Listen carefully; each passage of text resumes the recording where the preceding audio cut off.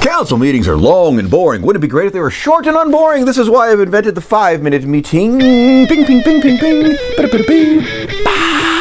Pow. Okay, Ashland City Council meeting of March 17th. This one's not here. Spoiler alert, she had a cold and was sheltering in place just to be safe. And, because it's a virus meeting, by the way.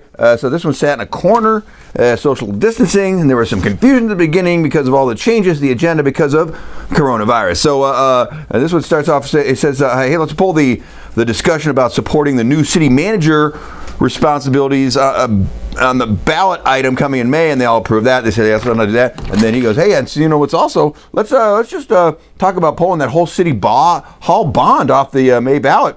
And then these three went, no, we can't do that. We can't possibly remove that from the ballot. That's we're not doing that. So then that didn't even get talked about. And then and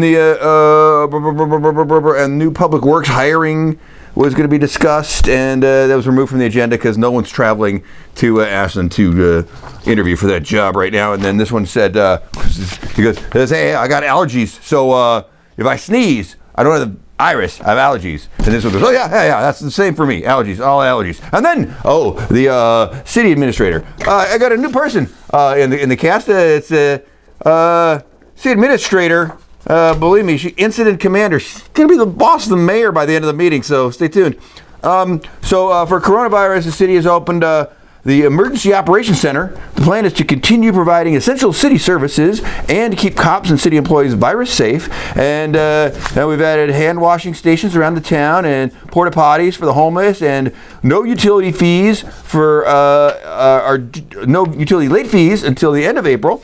And no utility shut off until the end of April. And then this says, hey, isn't the Chamber of Commerce trying to connect this with state and federal money for businesses and employees? She goes, yes, they're so great for that. And then this one says, hey, what are the rules for bringing food to our neighbors? And this one says, oh, that's a good question. We're trying to compile reputable information on the website. And then this one says, Ashland at Home and Food Bank and Senior Center are all trying to do stuff. And then the Parks and Rec guy showed up, and he goes, hey, we have phone operators standing by there at the Senior Center, but they tell people where to get stuff because the Senior Center doesn't actually physically provide stuff. And this one says, so many seniors volunteer, and now they're going to stay at home because they're at risk, of course, from the virus. It shows how many senior volunteers we have. High five to them. And then this guy goes, don't forget to go take out from your favorite restaurant. And this guy says, the Ashland website is great. If you want to help or volunteer, where do they go or call? And then this guy says, yeah, we'll need something there. And this one says, there's a network in place. I don't know what that is. And then this one says, oh, no, that's not that one. This one says, hey, I talked to some students. They want to volunteer, help out. And then this one says, it goes, yeah, well, we're going to figure all that out. And then, the tree commission didn't show up, of course, tonight. So who's doing Arbor Day presentation? And this one said, I'll do it. And then she turned away from the mic and started murmur. Didn't hear what she said. And then she said, Arbor Day is April 6th to April 12th. That's a pretty long day. So there you go. And then public forum. Oh my gosh. And then we still have public forum. So crazy gray-haired guy says, I have a device that I don't know if it's real, and Mother Earth has a consciousness, and there is a vibration, and Father Son is talking to a satellite. And a guy in a jacket showed up and said, I own some restaurants in town, and I think this is a 9 to 12 month problem. And what happens is that many restaurants could shut down permanently. So the bank and state loans aren't coming through for us, and a lot of employees are going to be out of work. And so I'm looking for solutions, maybe utility free for restaurants for a while. Maybe restaurants keep their restaurant tax money, their TOT money. And this guy goes, hey, when the state declares an emergency, small business loans will be available. And then consent agenda. Consent agenda. This one goes. She goes, hey, what does this financial advisor do? And this one says, she goes, yeah. Helps us figure out the best markets for stuff and bonds and, things outside our purview. Approved. And then suspending council rules. Oh, this is a big one. She says, in order to have future meetings virtually, all remote and from home, where they're going to use Zoom, and we need to suspend all these rules about how public all the meetings are. And then we're going to make public forum written due 10 a.m. before each meeting, and there are 4 specific changes we need to make. Okay, so this guy says, the public part of public forum is lost in a letter. Maybe the reader from the city will read all the letters. And then this guy goes, oh, letters, keep them under 500 words. And this guy goes, I move we do this. And this one says, I don't like this at all. I don't like losing the public forum. And this guy goes, electronics on meetings right now are sketchy, so we should test this system. And then this one says, she goes, hey, I don't like losing the live public forum. And if firefighters need to go to work, we should go to meetings. This guy goes, you're being dumb. And she says, no, you're being dumb. And then this guy goes, that's enough of that. You guys break it up, or let's move on. And then it was 4-1 yes. Letters, not a live public meeting. And then this one changed some second thing, and that was all approved. And then this one changed the third thing, and this one says, I abstain.